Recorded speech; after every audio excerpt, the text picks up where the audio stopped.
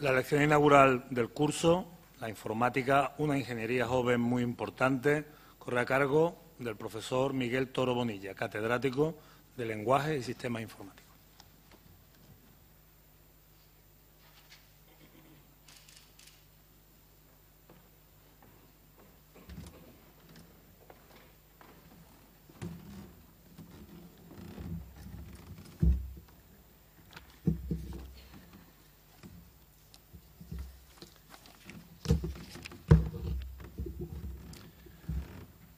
Señor rector magnífico de la Universidad de Sevilla, señora rectora magnífica de la Universidad de Málaga, señor rector magnífico de la Universidad Internacional de Andalucía, señor rector magnífico de la Universidad Pablo Olavide, compañeros todos.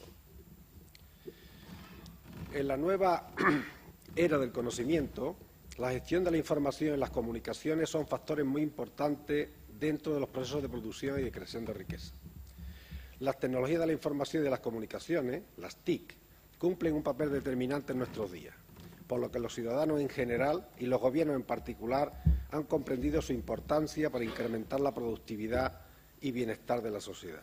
Las TIC penetran y se integran prácticamente en todas las actividades y sectores sociales, y hoy no es posible prescindir de ellas, puesto que han transformado la manera de trabajar, de aprender y de comunicarse. Ha cambiado no solo la forma de actuar de los gobiernos, sino también la forma de participar de los ciudadanos en política. Fue la aparición de Internet lo que situó definitivamente a las TIC en el centro de nuestras vidas. En la actualidad, Internet permite una mayor flexibilidad en las horas de trabajo y en la ubicación laboral. Algunos autores, como Manuel Castel, consideran que Internet es algo más que una tecnología, que representa una nueva forma de organización de la producción. Es decir, si durante la era industrial la fábrica era el eje de la producción en masa, en la era digital este centro de producción está representado por Internet. La web va más allá de la producción de bienes y servicios, ya que incide de forma importante en la productividad de las empresas y de los gobiernos, en todo tipo de actividades sociales, educativas, de salud, así como en otros amplios sectores humanos. En líneas generales, podríamos decir que las nuevas tecnologías de la información y de la comunicación, las tecnologías para hacer posible Internet, se especializan en tres partes básicas muy interrelacionadas entre sí: la informática, la microelectrónica y las telecomunicaciones. A su vez, dentro de la informática aparecen la especialidad relacionada con el hardware y la relacionada con el software. El hardware es la parte física, el material que se emplea para que un ordenador o cualquier aparato electrónico pueda funcionar y ejecutar las tareas para las que han sido diseñados. La palabra software se refiere a las instrucciones que se incorporan a un sistema informático para que éste lleve a cabo una determinada función. El término software abarca desde pequeñas aplicaciones para llevar a cabo tareas muy específicas a conocidos sistemas operativos con capacidad para realizar miles de funciones. Inicialmente, el gasto en informática era principalmente de hardware y el software era gratuito o iba incluido en el precio de hardware. Con la evolución de la técnica, los costes del hardware han disminuido de forma continua, mientras que el costo del software se ha transformado en la parte más importante del gasto en tecnología informática. En definitiva, creo que a día de hoy debemos esperar más del software que del hardware. Los ingenieros informáticos son los profesionales que desarrollan el software y las mejoras necesarias en el hardware. Así, aquí quiero hacer una semblanza de los mismos, su historia y sus retos. Para ello empezaré comentando los orígenes de la informática, la madurez de la misma, el debate entre ciencia e ingeniería, para llegar a presentar la informática como una ingeniería joven pero muy necesaria. Ya en el siglo XIX se hacen los primeros intentos de construir una máquina de calcular de propósito general, la llamada máquina analítica. Entre las notas de Ada Lovelace sobre la máquina se encuentra lo que se conoce hoy como el primer algoritmo destinado a ser procesado por una máquina. Pero podemos considerar que la informática tiene su comienzo en los años 30 del siglo XX con la figura de Alan Turing. En un famoso artículo de 1936, Turing introdujo un modelo abstracto de ordenador, las máquinas de Turing, que proporcionó una definición de qué es lo computable, es decir, qué significa resolver mecánicamente un problema. Con esta definición, un algoritmo es un conjunto de instrucciones para ser ejecutadas en esa máquina. Turing demostraba también que existen problemas que no se pueden resolver usando esas máquinas, es decir, problemas que no son computables o problemas indecidibles. Son los cimientos de la ciencia informática. Las máquinas de Turing constituyen el modelo teórico de los ordenadores actuales. Modelo que permite mostrar lo que los ordenadores que usamos pueden o lo que no pueden hacer. Turing, al demostrar la existencia de problemas no computables, establece límites a la programación. Señala qué es lo imposible en el ámbito de las aplicaciones informáticas. Hoy se sigue debatiendo si la inteligencia humana es un proceso computable, es decir, reproducible en un ordenador actual. Aunque se han hecho muchos progresos en la imitación de algunas habilidades humanas, como por ejemplo en el juego del ajedrez, autores como Roger Penrose piensan que la inteligencia humana es esencialmente no computable y por tanto no reproducible en un ordenador actualmente disponible. Frente a la idea anterior, la llamada inteligencia artificial fuerte considera que sí es posible emular la mente humana en un ordenador. La discusión anterior se amplía en muchos campos, pero en particular una de las preguntas que está formulada es si la evolución del universo es computable o no.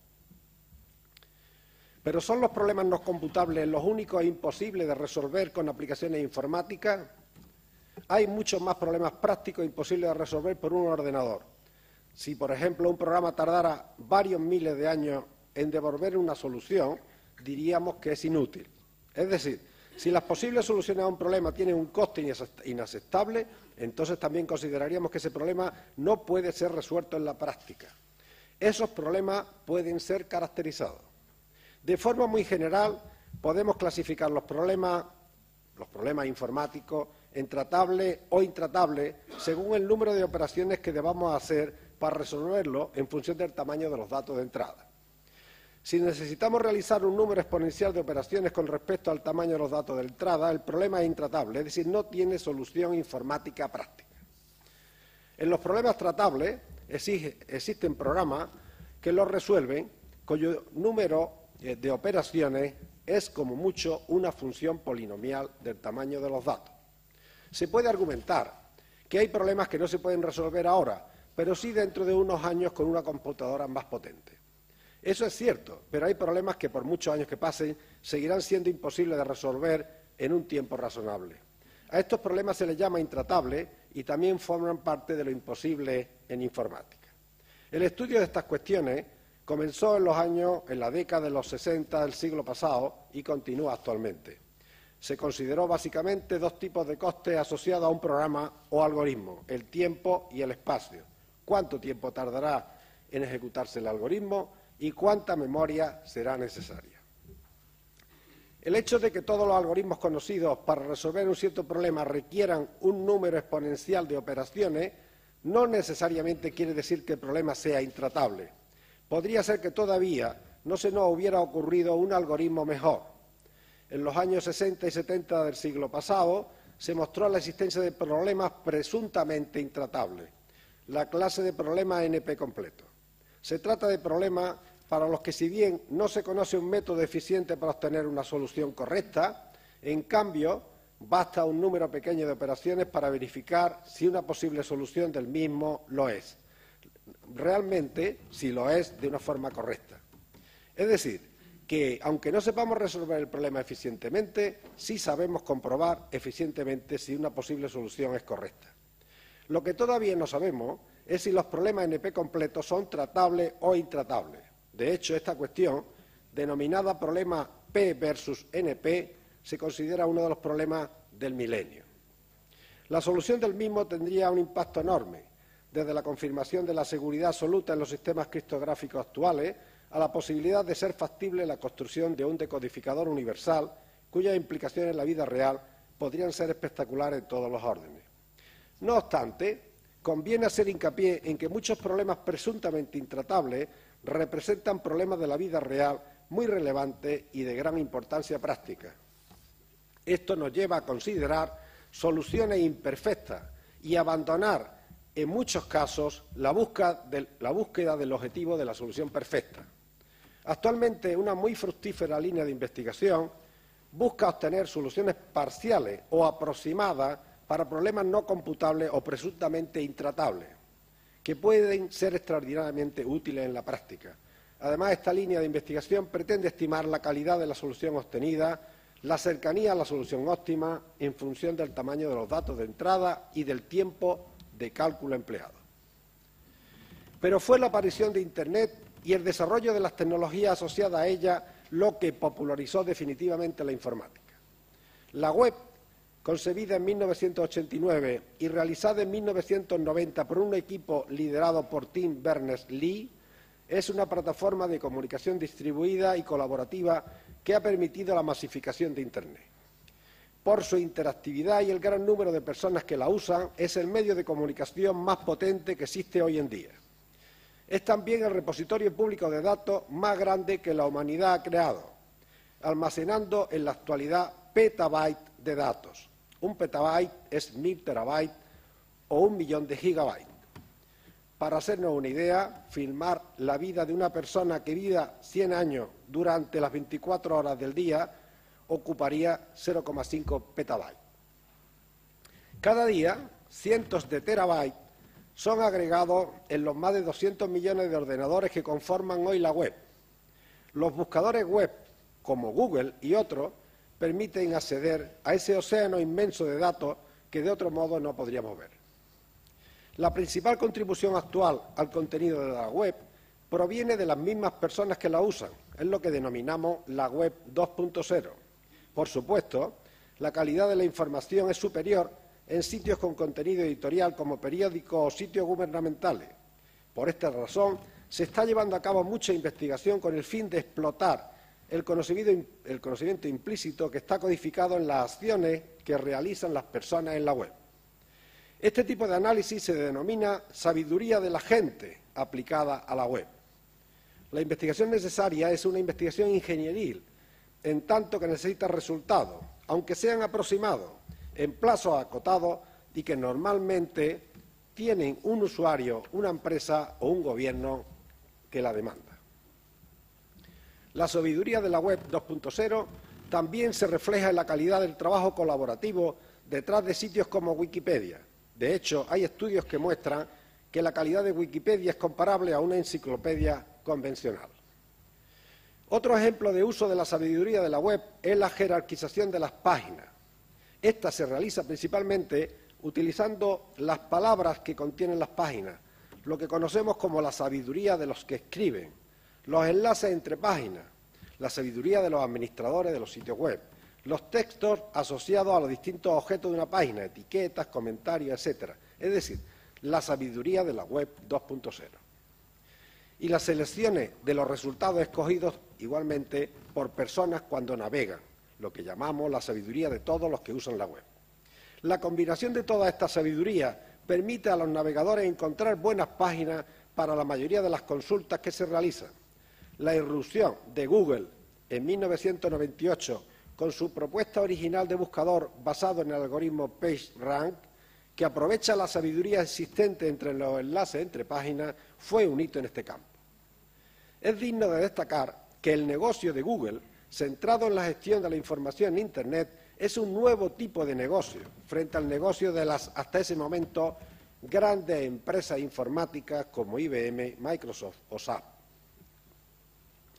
El análisis de los datos de la web puede ser mucho más complejo y específico. Por ejemplo, tomemos las fotos geolocalizadas de sitios como Flickr. Estas fotos, realizadas con una cámara con GPS, indican la ubicación geográfica y la hora en la que fueron tomadas. Si, por ejemplo, escogemos todas las fotos de este tipo hechas en Sevilla y las clasificamos por lugares de interés en la ciudad, utilizando la localización y la etiqueta de cada foto, podemos generar automáticamente el camino que realizó cada fotógrafo, cuánto tiempo tardó entre dos lugares y cuántas fotos tomó en cada lugar. Por tanto, si un futuro turista pregunta ¿qué debo visitar en Sevilla si solo tengo 6 horas? El algoritmo le respondería justamente el camino óptimo que debe usar para maximizar el número de sitios más visitados, sugiriéndole cuántas fotos debe tomar en cada lugar, cuánto tiempo debe quedarse en cada uno de ellos y cuánto tardará en promedio en ir de un sitio a otro. Internet está evolucionando muy rápidamente mediante la transición del ámbito exclusivamente virtual al físico y material.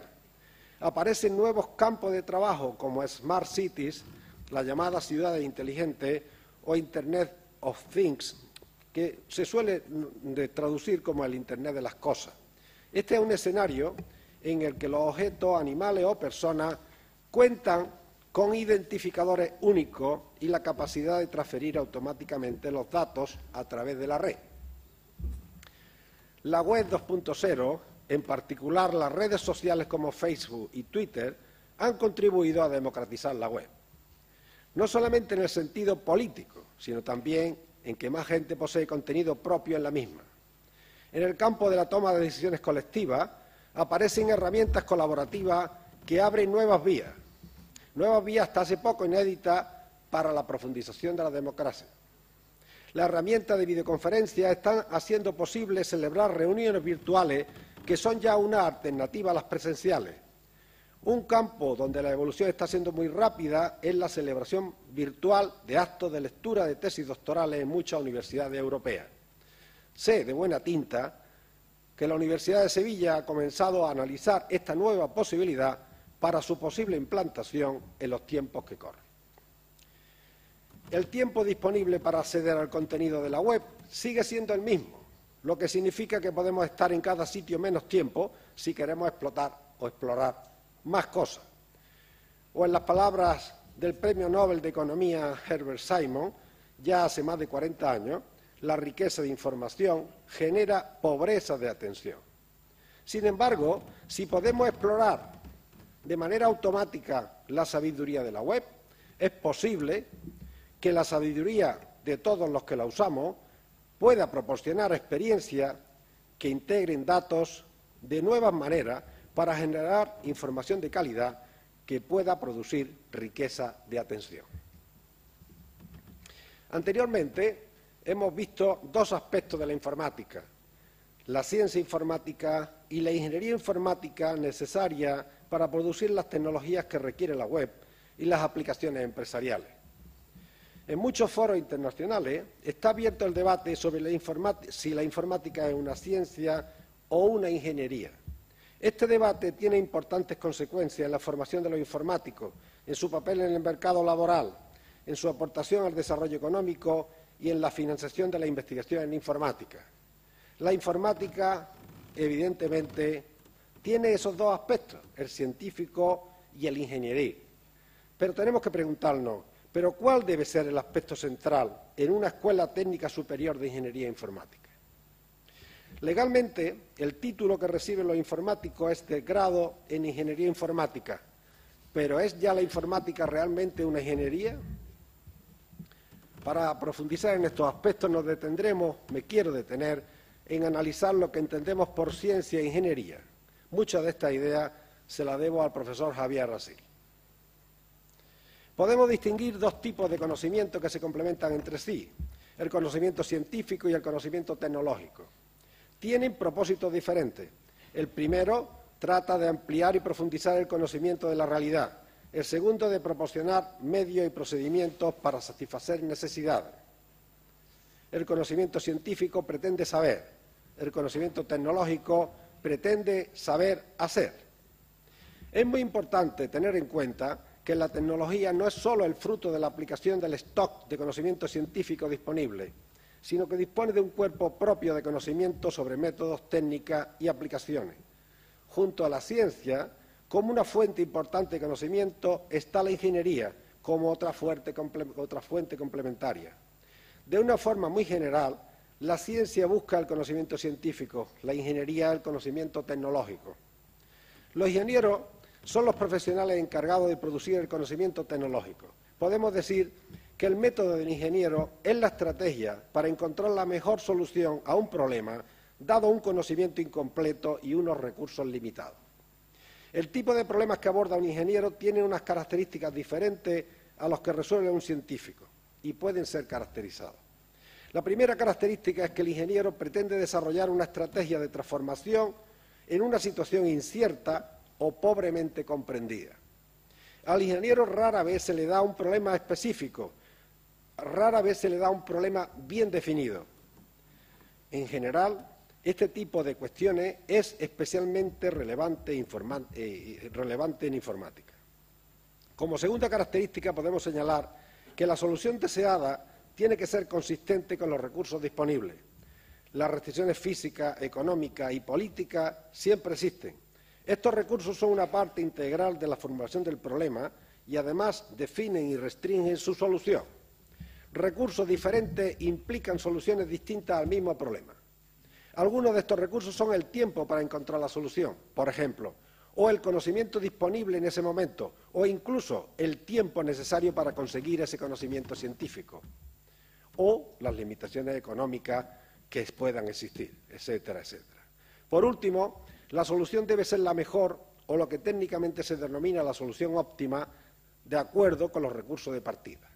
Para ello, el ingeniero debe encontrar o debe tener en cuenta el problema completo, es decir, las restricciones que lo caracterizan, la visión del problema y los intereses de la sociedad o del usuario que pretenden o que le han pedido la solución al problema. En la ingeniería, también como ocurre en las ciencias sociales como la economía, se parte desde el principio de una racionalidad acotada con todas sus consecuencias.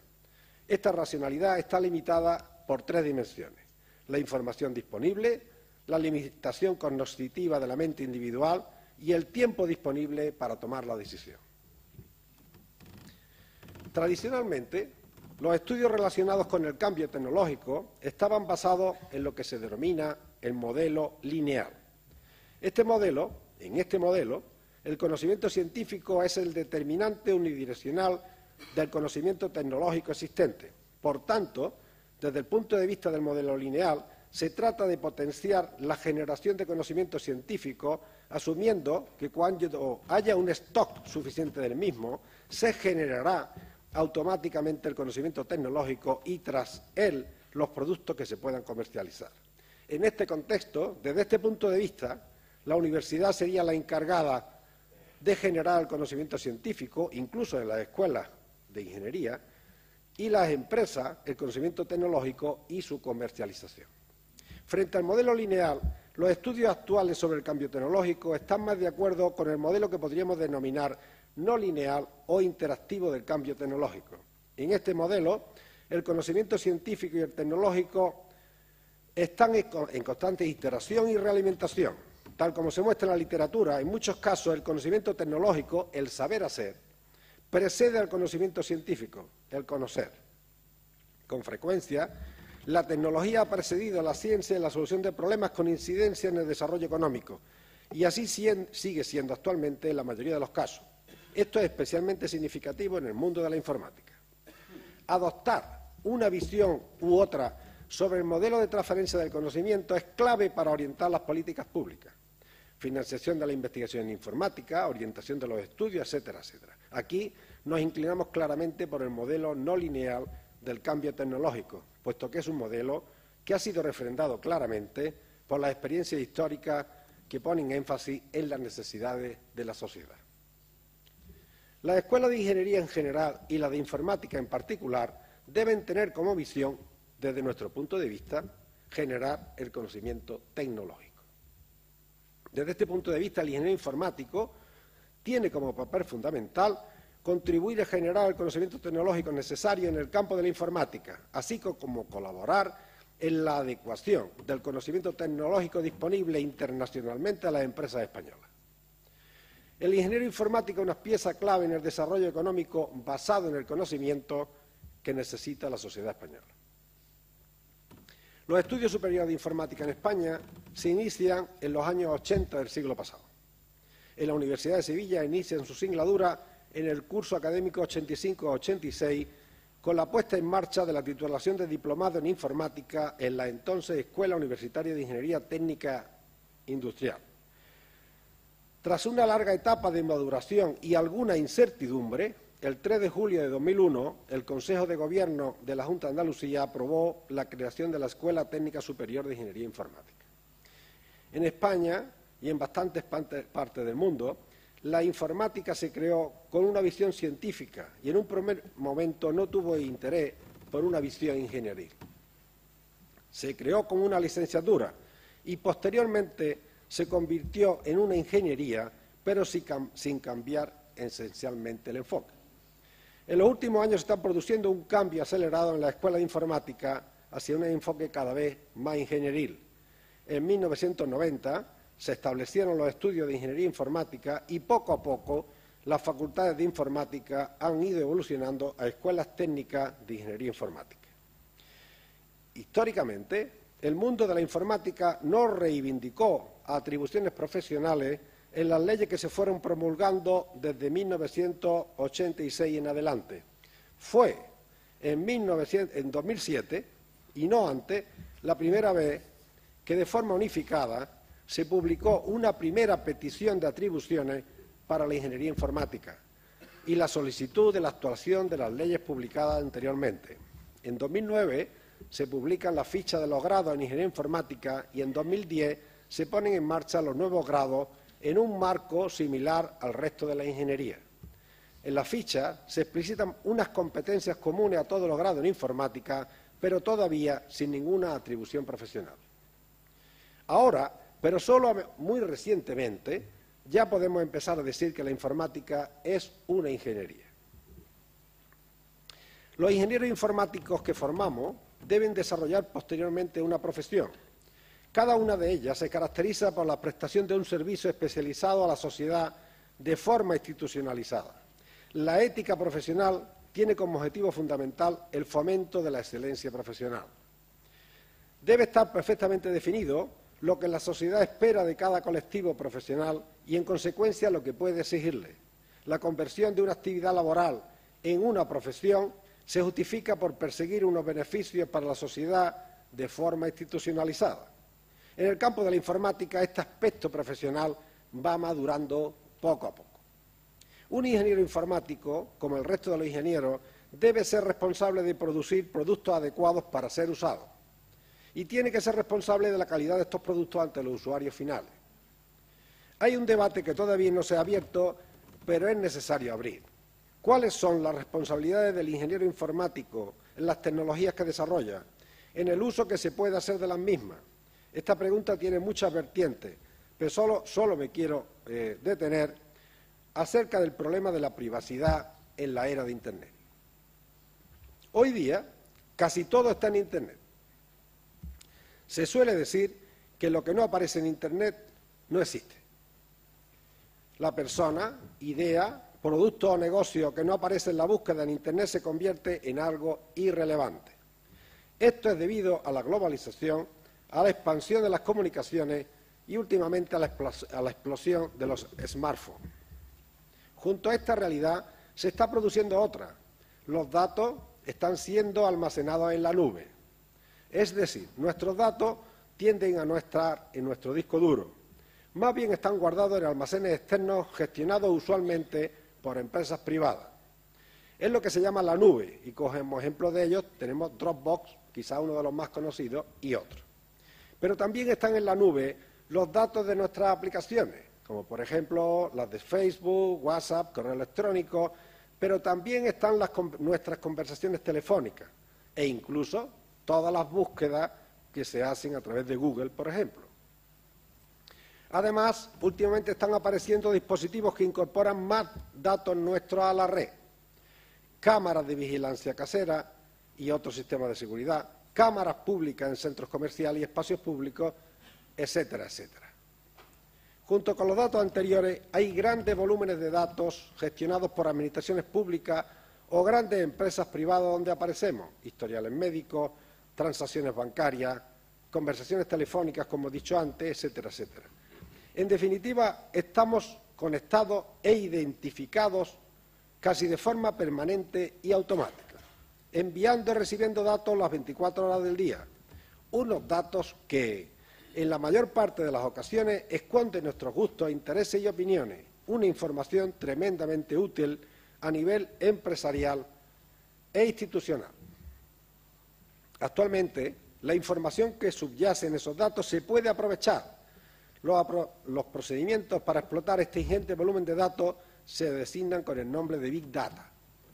Es una línea de investigación de mucha actualidad en informática. Hoy en día, el término Big Data se utiliza para representar todo tipo de conceptos en los que se incluyen el análisis de grandes cantidades de datos o redes sociales, el desarrollo de herramientas de última generación para gestionar esos datos, los datos que se van produciendo en tiempo real y mucho más. Independientemente de la etiqueta, las empresas comienzan a comprender y explorar cómo procesar y analizar de nueva forma toda esa información. Por ejemplo, Google Trends predijo cómo se comportaría el virus de la gripe en cualquier parte del mundo. Se basó para ello en las palabras que las personas usaban en las búsquedas por Internet cuando ponían la palabra gripe. Pero también los gobiernos están comprendiendo la importancia del análisis de estos datos. El equipo de Obama utilizó Big Data para analizar las encuestas y las redes sociales con el objetivo de afinar el discurso presidencial. Según su equipo electoral, llegaron a tomar 70 decisiones diarias basadas en Big Data. Se estima que la información disponible por la humanidad desde su origen hasta 2003 se ha multiplicado por 500 hasta 2012 y hasta 2015 se multiplicará por 1.500. Es decir, el 90% de los datos del planeta se han creado en los últimos años. Posiblemente en el ámbito de la salud, el análisis de datos conllevará un avance más importante para nuestras vidas. La secuenciación del genoma humano en 2001 abrió unas vías muy esperanzadoras. El análisis genómico es cada vez más barato y está más extendido, lo que propiciará conocer mejor las enfermedades con una importante predisposición génica como el cáncer o el Alzheimer. Cada vez más empresas están interesadas en el Big Data para poder tomar decisiones que marquen la diferencia en el producto o servicio ofrecido, con el fin de ajustarse más y mejor a los gustos del cliente para ofrecerle un tipo determinado de producto o de servicio. Los diferentes gobiernos y servicios de inteligencia recopilan y almacenan una ingente cantidad de datos relativos a delitos, fichas criminales, atentados terroristas, ataques de ciberseguridad, redes criminales, etcétera, etcétera. Al mismo tiempo, y dado el carácter global de una parte de las actividades criminales, en los últimos años se han realizado importantes esfuerzos en la estandarización e interconexión de mucha de esa información. La existencia y disponibilidad de todos esos datos supone una oportunidad para aquellos usuarios autorizados de obtener evidencias derivadas del cruce de la información. Los gobiernos están muy interesados en la explotación de ese gran volumen de datos que aparece en Internet.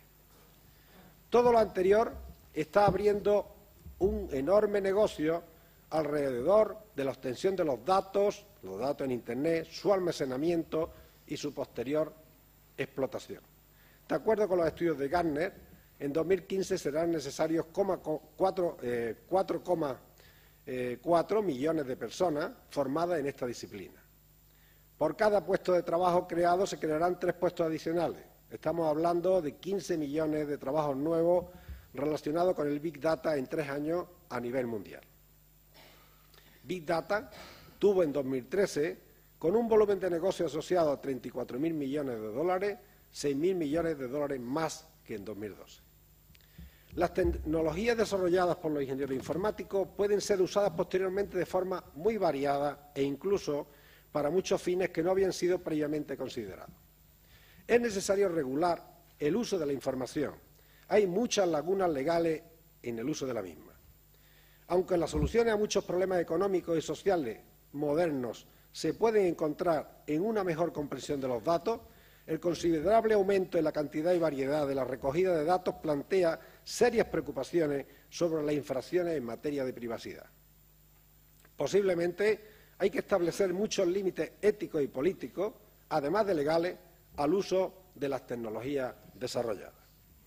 El análisis de toda la información que generamos, ya sea en las redes sociales, en nuestros dispositivos móviles o en nuestras cuentas de correo, pueden ser útiles para nosotros mismos, pero se debe garantizar el consentimiento y el uso lícito de estos datos. En las mejores universidades del mundo se están planteando cómo abordar muchos aspectos legales de estos problemas. Hay otros problemas muy relevantes que están apareciendo y que afectarán al ciudadano. Entre ellos destacamos la neutralidad de la red, los problemas derivados de la negociación automática de los acuerdos de nivel de servicio y las necesidades de gobiernos abiertos. La neutralidad de la red significa que esté libre de restricciones en la clase de equipamientos que pueden ser usados y los modos de comunicación permitidos, y que no restrinja el contenido, los sitios, las plataformas, y donde la comunicación no esté irrazonablemente degradada por razones económicas. Este tema está siendo muy debatido en Estados Unidos y empieza a hacerlo en Europa. Este concepto de neutralidad se puede extender a otros productos informáticos como buscadores, sistemas operativos, etcétera, etcétera. Los gobiernos deberían mantener la neutralidad de la red. Como hemos comentado, los datos están cada vez más en la nube, pero también las aplicaciones están pasando a la nube. Cada día aparecen nuevos servicios y la posibilidad de construir otros nuevos a partir de los anteriores. Aparecerán problemas relacionados con la responsabilidad ante el usuario de la calidad de los mismos, y en este contexto cada vez serán más importantes los acuerdos de nivel de servicio. Estos acuerdos, los acuerdos de nivel de servicio, son un factor crítico de éxito para la contratación de servicios proporcionados en la nube por un tercero. El propósito primario de los mismos es especificar y clarificar sus expectativas de funcionamiento, establecer la responsabilidad y detallar las alternativas y consecuencias en el caso de que el funcionamiento o la calidad no fueran los acordados por ambas partes. Estos acuerdos deben ser comprobados automáticamente y en el futuro muy cercano negociados automáticamente. Cuando digo automáticamente quiero decir que son llevados a cabo por algoritmos en máquinas que están situadas en Internet. Todo ello necesitará de nuevas leyes y regulaciones. Paradójicamente, junto al gran volumen de datos existente en Internet, tenemos una gran carestía de datos públicos de relevancia sobre la acción de los gobiernos, las decisiones que toman, las razones sobre las mismas, etcétera, etcétera. Datos abiertos, Open Data en inglés, es una filosofía y práctica que persigue que determinados datos estén disponibles de forma libre a todo el mundo, sin restricciones de copyright, patente u otros mecanismos de control. Un gobierno abierto asume el compromiso de garantizar que la administración y operación de todos los servicios públicos que el Estado brinda pueden ser su comunidad, es decir, que estén abiertos al escrutinio de la ciudadanía. Necesitamos gobiernos abiertos. La apertura de datos públicos implica la publicación de la información del servicio público en formatos que permitan su reutilización por terceros para la generación de nuevo valor. Tras la exposición anterior, cabe preguntarse si están bien diseñados los grados en informática o, al menos, si puede ser mejorado su enfoque. Para responder a esta pregunta, debemos aclarar los objetivos de la universidad y, consecuentemente, las habilidades que queremos proporcionar a los egresados. Este tema siempre tiene una respuesta delicada y controvertida, pero daremos la nuestra. En Sevilla se diseñaron los títulos de Ingeniería del Software, Ingeniería de Computadora y Tecnología Informática. La primera observación es que la demanda de Ingeniería del Software es muy superior a los otros dos grados. Tras la observación anterior, abordaré la pregunta sobre qué enseñar de Ingeniería del Software, grado que, en mi opinión, y por lo observado en Sevilla en los últimos años, es el que tiene más demanda.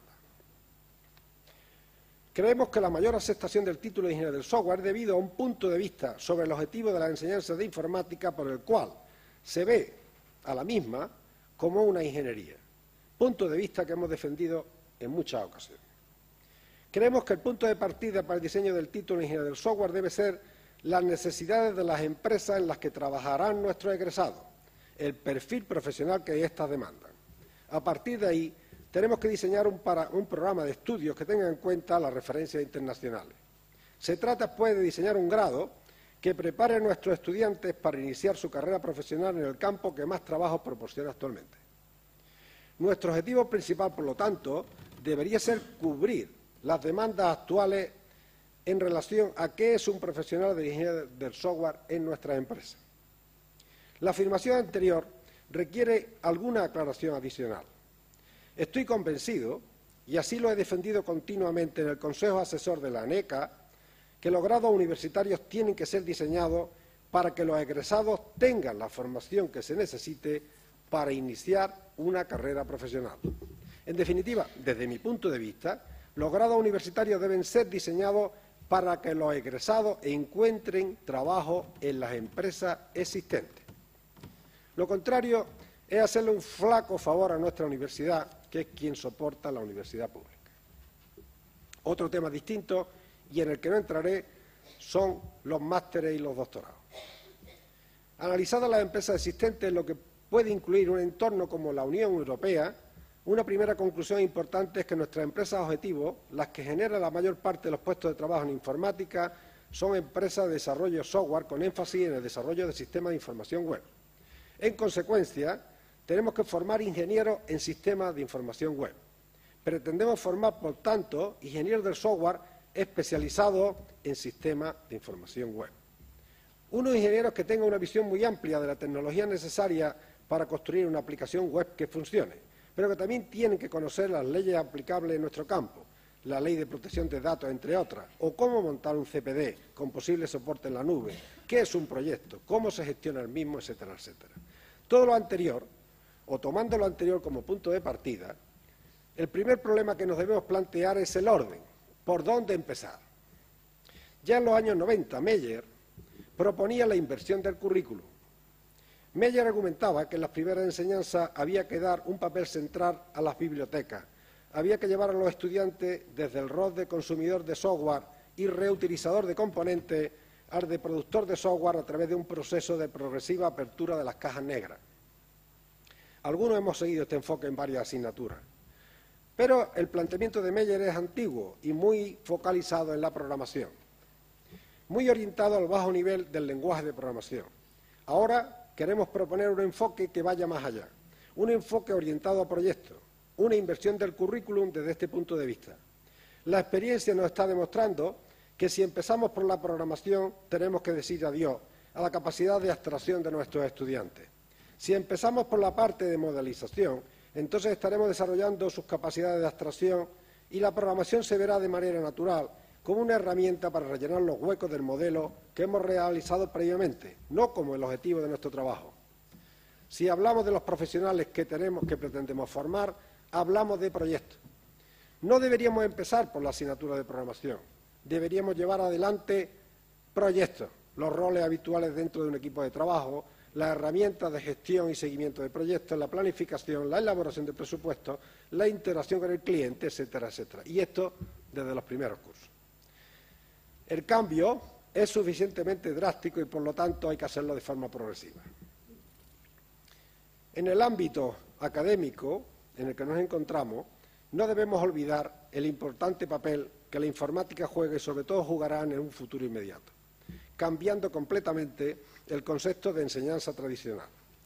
Lógicamente, no nos estamos refiriendo a proyectar un PowerPoint sobre una pizarra digital. Lo que se pretende es justamente lo contrario de esa tendencia pedagógica tan penosamente extendida. El concepto de e-learning es un concepto que lleva ya algunos años siendo usado en diferentes ámbitos y va mucho más allá del uso de plataformas como UCT, que si bien representa un importante salto cualitativo, están siendo sobrepasadas ya en estos momentos. La enseñanza cambia aunque nos resistamos. Será necesario conocer conceptos como el flip teaching o enseñanza inversa. Siguiendo ese punto de vista, en el aula se hace lo que se haría en casa, y en casa lo del aula. Esto es, el alumnado en casa asiste a una lección magistral sin el profesor y en clase hace los deberes con el profesor. El estudiante tendría acceso a materiales preparados por el profesor como vídeos, podcasts y lecturas que se podrán visualizar gracias a la implementación de herramientas y servicios en línea. La clase magistral es seguida individualmente, normalmente mediante el uso de vídeos. Por el contrario, el aula se transforma en un entorno dinámico e interactivo donde el educador guía a los estudiantes en la aplicación de conceptos mediante una participación creativa de los alumnos en la materia. Otra estrategia que se está implementando son los denominados en inglés Massive Open Online Courses. Estos cursos se basan fundamentalmente en el vídeo como canal para transmitir el mensaje y el aprendizaje. La irrupción de las principales universidades estadounidenses en este ámbito ha dado lugar a una feroz competencia. Estos movimientos son mirados con desdén por la universidad, pero el cambio que la informática y las tecnologías de la información en general representan en pedagogía es imparable.